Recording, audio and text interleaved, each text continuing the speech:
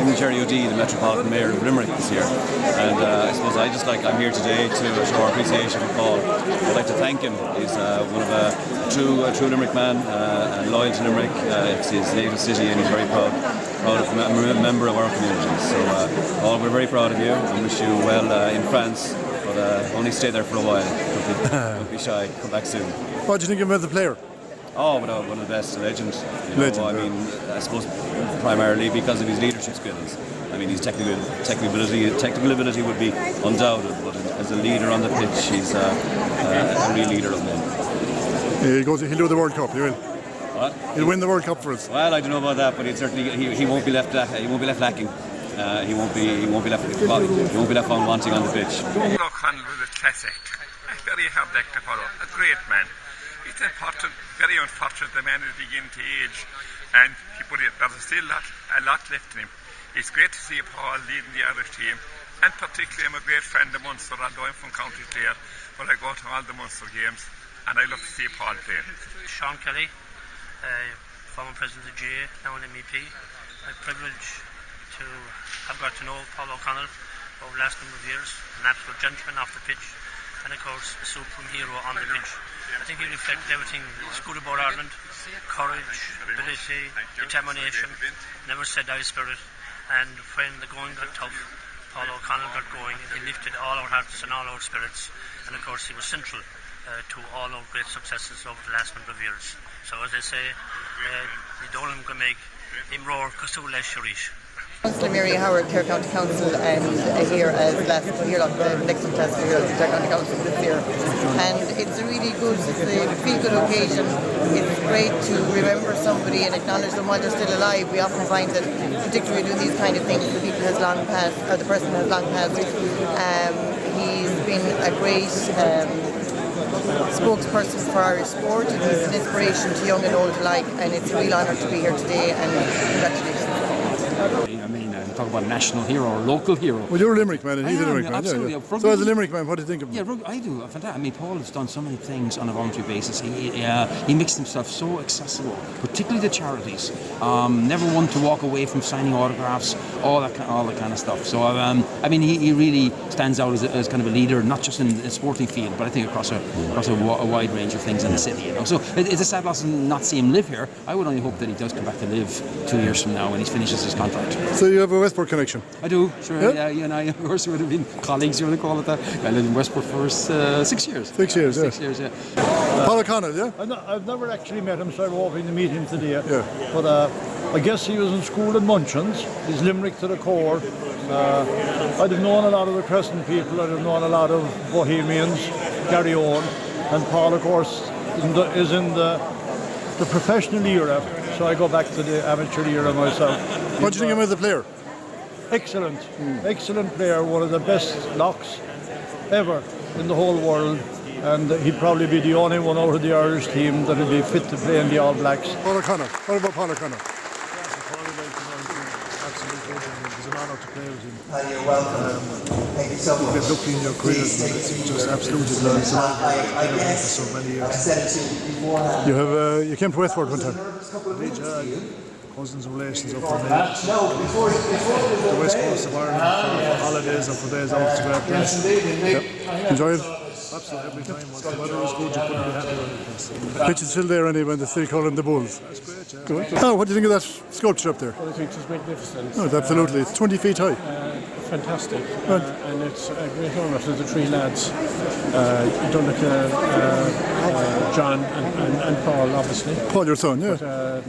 But, it'll be there for a long, long time. It'll be there forever. Yeah, it'll be there forever. What do you think of Paul anyway? I know it's not easy, but anyway. In fairness now, he's a special guy.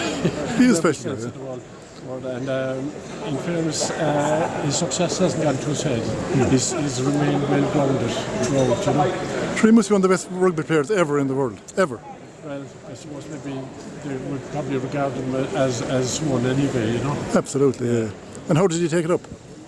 Well, he was big into swimming, as you know, in his early part of his career, and then he went to the golf. Got down to 4 in just about 2 years on his own, and then was playing a little bit underage, and then I think He started playing then in school, I think it was 15, 16. He picked it up again. And was he a big man then? He was tall, tall and gangly. Well, that's the way they all are at that stage, at 15. Yeah. Pimples. Like he'd say himself, like he got a lot of breaks along the way. But I know myself, like he's an unbelievable guy for training. Loves training, and I suppose if you have that in, it's a huge advantage to you, And did you ever play rugby yourself? I did. I played with some as well in Cork and young Munsters in Limerick, but not at a very high level. No, I must say. I enjoyed it. No, I must say. So that's probably where some of it came from there, yeah. Yeah. Well, I played hurling with Blackrock in Cork, originally I'm from Cork City, as you know. But I got suspended for playing soccer for a month, and if asked me would I play rugby, I went off and I never went back. So.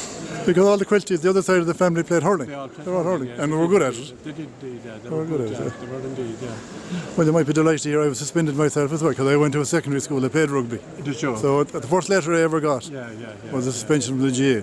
But that's the way it was, and I don't feel any better. It's the way it was. Well, you should be proud of it. Yeah, no, well, we've had a great run, really. I mean,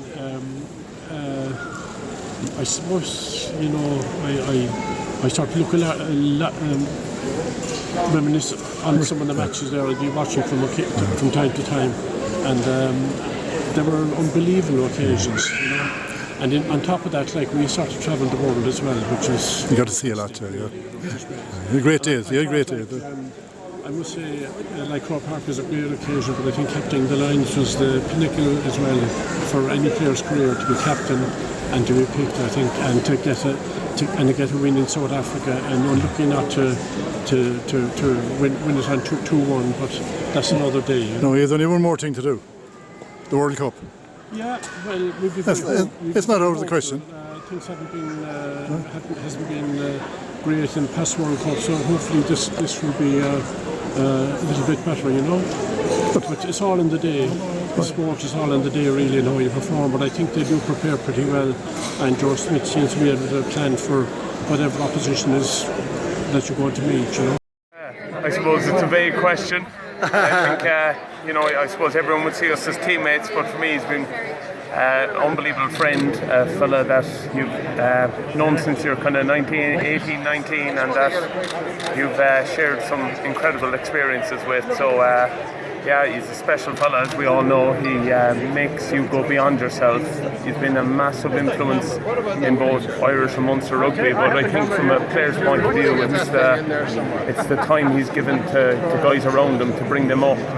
His standards were always incredibly high, but he wasn't happy with just that. He would challenge you to go beyond yourself, and that's a beautiful thing in a guy, and someone that's really special. He might look a little bit different nowadays with less hair and less teeth, but still. And what's he like in the pack? When you're down there? He is the pack. He is the pack. Yeah. Is he always instructing you? He's a cross man. He's a cross man. You wouldn't cross him. Okay, thanks. What do you think of the statue? It's fantastic, isn't it? I'm very proud of it. It's big. As you must be. I'm very proud of it. I'm very proud of it. No, is that all right? No, how long did that rugby? All his life? Did he start when he was a kid? Playing rugby? 14. 14, yeah. And all you guys down in Limerick were all hurlers. How did he get involved in rugby? Well, he wasn't. No, he played. No, but the Quilties are all hurlers. Oh, yeah. I never saw rugby ball down there, no? No, because their father was rugby orientated, you see. Okay, right, yeah. So and then Michael played for Young Munster. And then Paul joined him. He used to play under 10s and 12s in Young Munster. And then he started swimming, and then he was in the school. He started really in secondary school. That's when he took it up seriously. Was he a big man? When he was young, no? No, she didn't. She's had kind of a growth spurt at about 15 or 16, I think. And was he hard to feed? And that's not hard to feed because he ate what you gave him. You had no special menu for him, no? Plenty of potatoes, veg and meat. Okay, right. Here with the man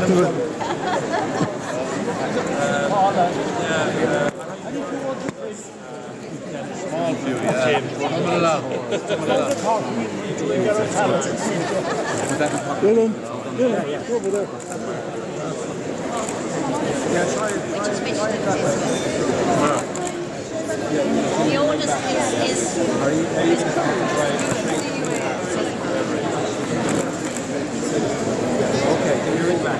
Sorry.